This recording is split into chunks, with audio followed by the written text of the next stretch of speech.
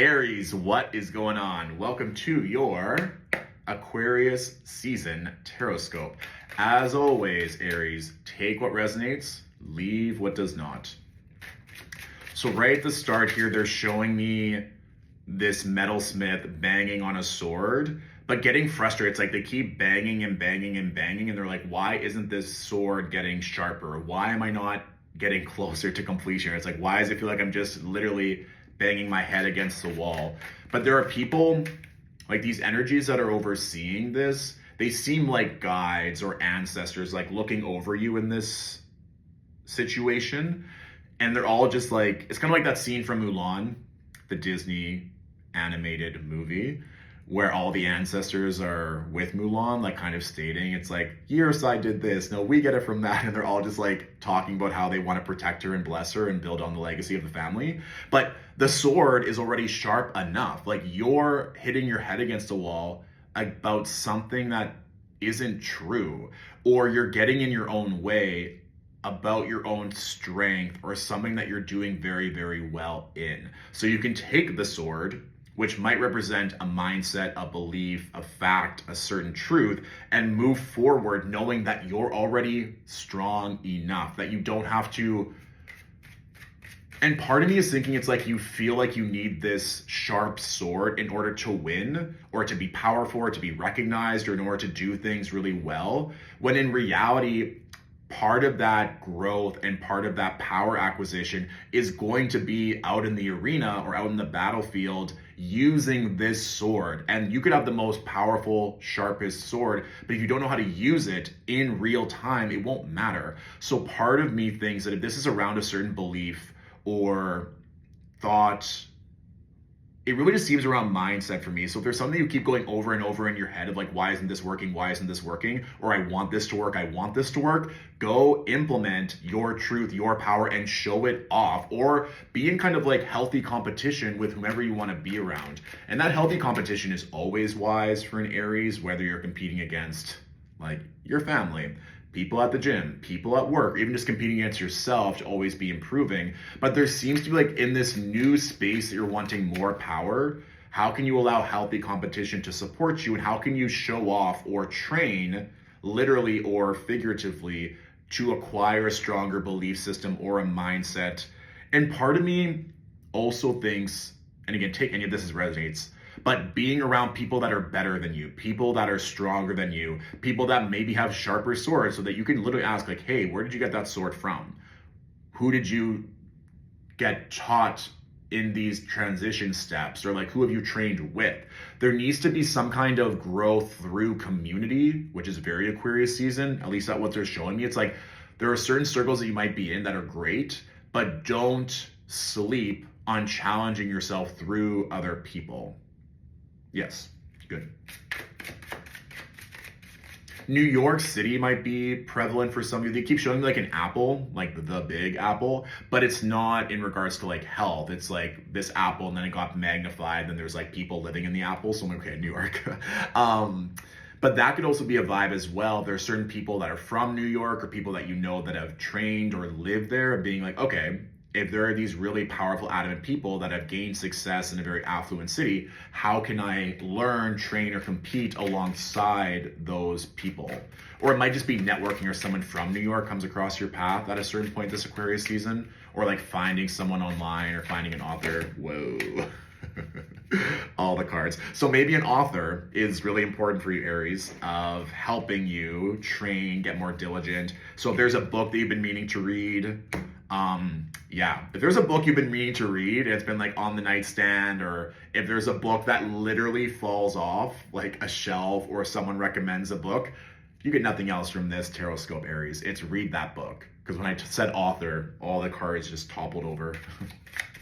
So there could be some liberating truths and things just clicking through that book. Good.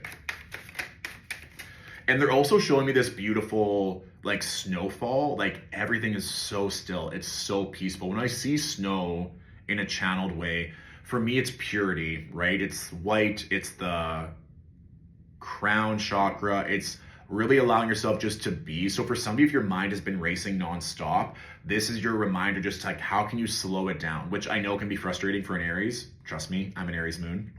But it's not even like there's not even like any snow angels being made or like the need to do anything. It's like just be. And if you're in a city or in a location where it is snowing, potentially it's looking at the snow and letting your mind just calm. We're still in Mars retrograde for all of Aquarius season and for a bit of Pisces season. So there might be this frustration of like, I have to do, why isn't this working? Why isn't this working? We don't want to work against yourself. We don't want to work against your ruler, Aries. We want to work with it. So it's okay to slow down. It's okay to take things day by day. It's okay to not know if it will work out or not. But to beat yourself up needlessly and to be trapped in your head is not the vibe.